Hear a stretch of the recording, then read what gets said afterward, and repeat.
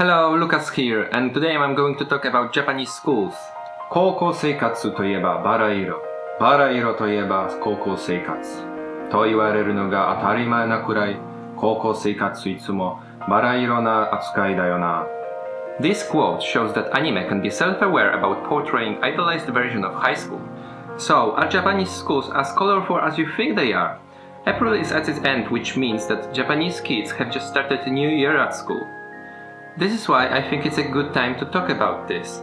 You see, since I came to Japan last year, I started noticing things that I couldn't see before. I had this idealized image of Japan being superior to my country, which is Poland. But as everything, I realized that it has good sides and bad sides. And don't get me wrong, I love Japan, I love Japanese people, food, language, culture, everything. But I wanted to share this more realistic version of Japan with you guys. So what comes to your mind when you think about Japanese schools? Probably you hear that characteristic bell, you see boys and girls wearing cool uniforms. If you watch anime, probably you can think of a lot of stuff, but have you ever wondered how it actually is? First of all, in Japan, even the choice of kindergarten matters. Moreover, it actually matters if you go there or not. As it is not compulsory, your parents may choose not to send you there. However, most kids go there because that can give them a chance to enroll at better university. But wait a second, how is it possible, you may ask? You see, reputation of previous school is one of factors during recruitment process. It's simply easier to enroll at good university if you were in good high school. And it goes down the chain. Chain itself looks like this. 3 years of kindergarten. At age of 6, you go to elementary school for 6 years. Then you go to junior high school for 3 years. Then 3 years of high school. And finally 4 years at university for bachelor's degree. Okay, so what's the typical day of high school student in Japan like? Classes start usually at 8:30 a.m. and end at 3:30 p.m. But it's not the end of the day for most students. After school, there are club activities such as soccer, baseball, swimming, which can take up from 2 to 6 hours a day, 6 days a week. Those are called bukatsu and are a topic for another video. Finally, there is juku, which can be translated to cram school. Vast majority of students go there after school until 10 p.m. They will usually do their homework there, but if for some reason they couldn't do it, they would need to do it at home. Hold on for a minute, but what they usually do in their free time? If they start at 8 a.m. and get back home at 10 p.m., they must be exhausted. That's a good question. If you ask that question to a Japanese student, probably they would answer you that they're sleeping. It's not even uncommon for students to sleep during classes. But why is it so strict? Can't you cut those kids some slack?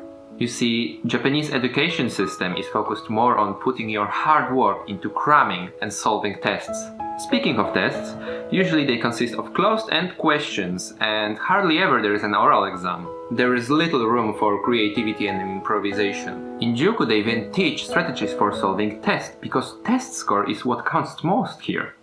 Even when applying for a job, they will usually ask you for your test scores, not for your skill set.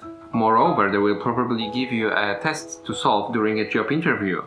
Japanese employers don't care that much about your skills because it is assumed that you will learn all necessary skills during work.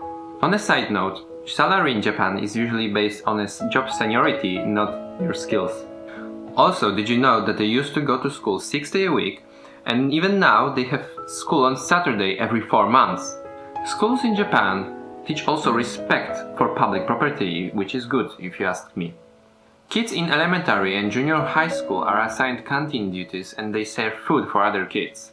In high school they are relieved from this duty. Also, since elementary school until high school, all kids perform janitor jobs as well. This includes activities such as cleaning floors in classrooms, corridors, cleaning toilets, and so on. It is believed that it teaches respect for other people's work. Each year, classmates and teachers are shuffled so you get to know new people.